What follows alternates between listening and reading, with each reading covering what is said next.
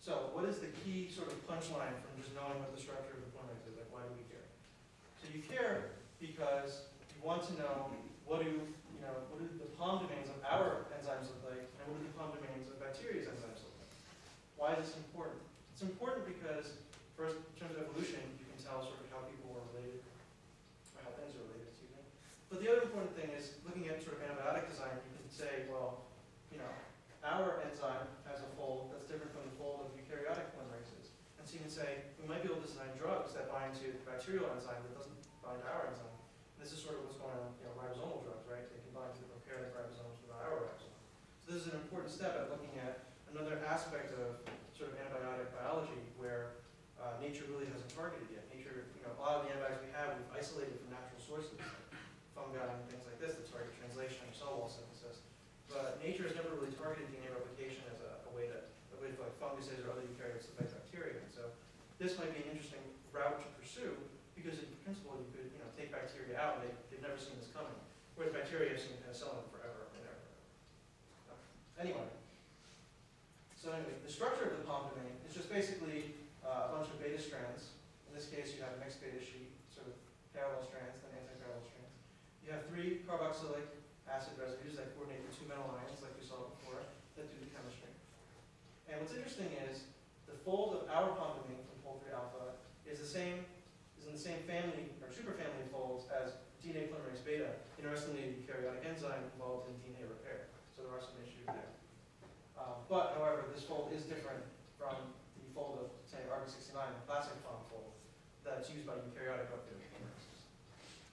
So one thing you want to do when you have an enzyme that doesn't have anything in it is figure out what does the substrate look like when it's bound.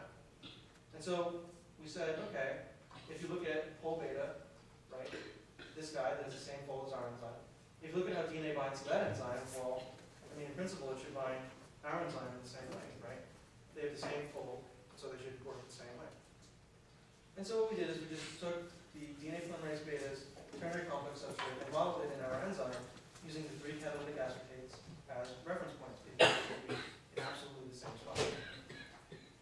And so the key features of this mode of binding by these enzymes is this glycine serine motif. The serine coordinates the gamma phosphate of the incoming nucleotide, and this glycine doesn't have a side chain here. And any other residue in here will actually occlude the incoming nucleotide from the binding site because now there's a big steric thing sticking out in the spot where the nucleotide should bind. You also have a basic residue here on the palm that coordinates the 3' terminal phosphate. And then you have a couple other sort of positively charged residues that will help with the incoming nucleotide. Here we're sort of proposing the role for some tyrosine and cysteine residues, but we actually still don't know from our ternary complex structure sort of what role those residues might play.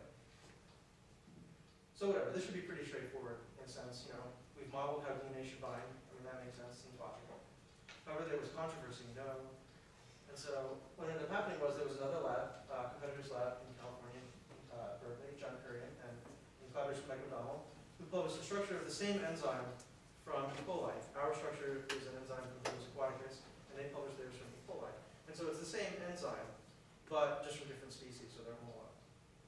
And so what you can see is they say, pole 3 cannot bind DNA in a pole beta-like manner, which is directly opposite to what I just told you.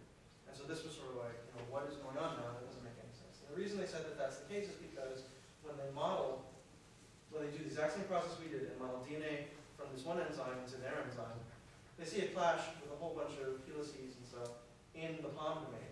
And they say because of that, these helices can't move, they're immovable, and so DNA cannot bind that way. So we will propose an alternative method for how DNA binds. And so what they did was they took the DNA substrate and they rotated it out by similar degrees. I think I figured out what they did. They've never actually elaborated on the model, but I think I figured out what they did. I'll talk to you about that at the end of the talk. But in essence, they just rotated their DNA out of the way to get out of the way of these domains and some of the spinach that is contacting the DNA as the model from pole beta. And so they just show you here sort of what's going on. The problem with doing this is that going back to the 2 metal ion mechanism, all those interactions you have to have in order for chemistry to happen, by rotating the DNA substrate, you completely obliterate all those interactions, and you're now sort of implying there's another way that the polymerase can synthesize DNA. And it's not possible because all polymerases use the exact same mechanism. So sort of this was created some controversy because now it's sort of not known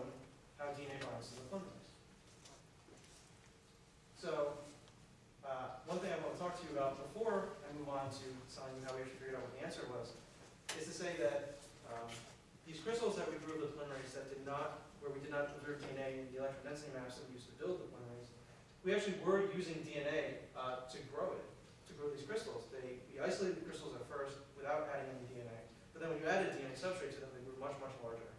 And so we were like, yes, there's DNA and we're so good. But then it turned out that there actually was no DNA in there, so we were saying, what's happening? And so it turns out, thanks to my outside reader, Charles McHenry, he figured out that the corresponding polymerase in Thermus thermophilus actually has exonuclease activity. So this was not really anticipated because in bacteria there's a separate polypeptide chain that binds to DNA polymerase 3, alpha subunit, and does editing and has exonuclease activity. And so why does this enzyme have exonuclease activity? And that's just not clear. But in any case, we said, okay, maybe that's what we have going on. Maybe we're feeding the beast or something, and that's why the crystals are growing so large. So you can do a simple assay test for this, which we did.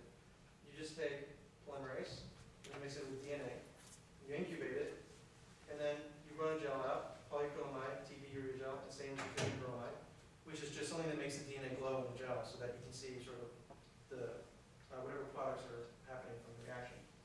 And we do this all at crystallographic concentrations for crystallographic time periods. So, 70 micromolar enzyme, 140 micromolar substrate for 2 days. Like something biochemists would never do. It's like forever.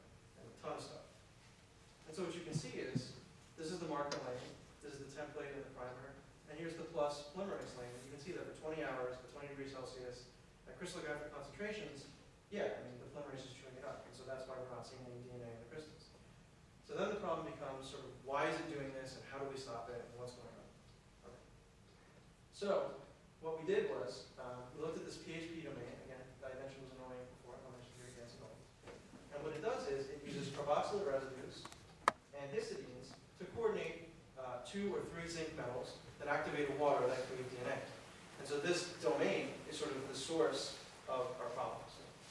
So our approach was to basically mutate the active site of this domain like crazy to try and kill the activity that we were observing so that we could get a structure with DNA. And so what you can see here is I made a bunch of different mutations, so residues within the active site. Some of these mutations resulted in proteins that didn't express or were not soluble. But 3 of the mutations were okay. This aspartate 22 asparagine, this aspartate 212 to asparagine, and this histidine 214 to arginine.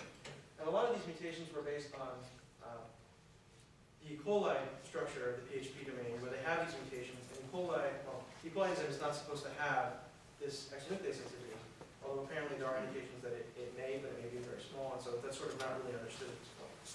But anyway, so we made these mutations to try and kill this active site and then get a structure with DNA down.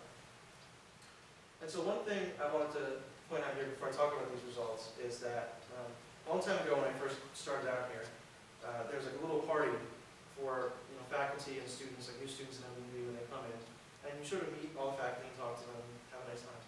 And so one of the first things that Enrique de la Cruz said to me was, one of the things you're going to do during your PhD is you're going to think for yourself.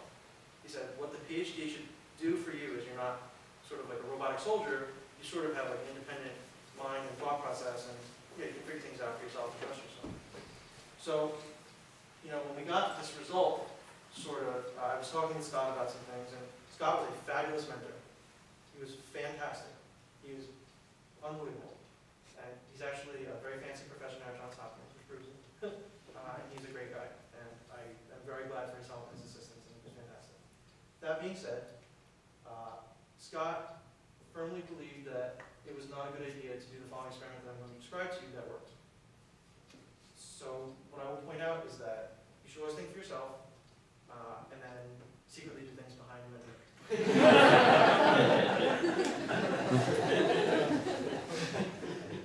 Again, Scott is fabulous. This is not. Okay.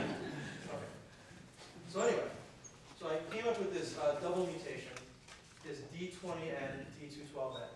And the idea behind this mutation is by mutating these aspartates to asparagines, you affect the ability of the PHP domain to coordinate these 2 zinc metals. And because it cannot coordinate the metals that tightly, it should lose some activity. Okay. So what do we see? So this is just marker as before. And what you can see is that at 37 degrees and 60 degrees Celsius, same time periods, same concentrations, the enzyme is still active and that sucks, right? So you can still see all of these bands here, just indicating that there's other products where each of the strands has been cut up by the PHP domain. Fine. You can use a chelator, a zinc chelator called orthophenanthroline, again, that Charles McHenry sort of used in his studies. And you can see that, yeah, it kind of makes the PHP domain a little bit better, but it's still active. And so we saw this and we said, man, this really sucks because we made all these mutations and it's weakened, but it's not dead, sort of what's going on? Okay. So I said, hey, why don't I just add dideoxy-C and deoxy-A, so basically have the polymerase incorporate the sort of messed up nucleotide that cannot be used to add on more nucleotides, so to sort of jam up the system, and then another nucleotide that comes in. So the polymerase will be physically jammed and can't switch the substrate between these two sites, between where it makes DNA and between where it eats DNA. It'll be stuck in one site because I'll put a jam in the machinery. And then try and run the same gel and see if I can resolve the one nucleotide difference. And at the time, it was felt that that would not be a feasible experiment, and that I would not be able to see the result that I see here. But obviously, you can see that from the marker lane and the so-called ternary complex lane, where I have the dideoxy-C and deoxy-A added, that the template strain is the same length. The primary strain is increased by one nucleotide, meaning that the polymerase is active, which is one thing we didn't know at the time, if it actually worked.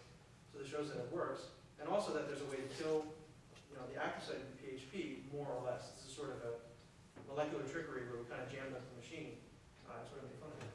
And so, what you can see is that, overnight at 37 degrees C, this is with orthophenanthroline. I ran extensive controls to show that you don't need orthophenanthroline. You can do it 60 degrees overnight as well. In any case, you can see that the polymerase is active and dead. So once we did that, we got crystals right away.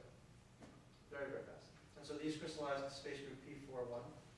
Just for folks not in the crystallographic know, these are just ways of describing the symmetry of the molecules that form the crystal. These are the conditions, again, the stuff that's in the bottom of the sealed box that allows the protein solution to equilibrate to drop, suck water out, conjugate protein and make crystals. And so you can see, you have these crystals. This was very exciting, and I was very happy. We were very happy. The problem was that we could never really get any kind of high resolution data out of these crystals. Resolution is sort of a measure of how often you're sampling the unit cell, how much information you're getting, how closely and finely can you describe what the structure looks like. And so we can only get data to 4.6 angstroms.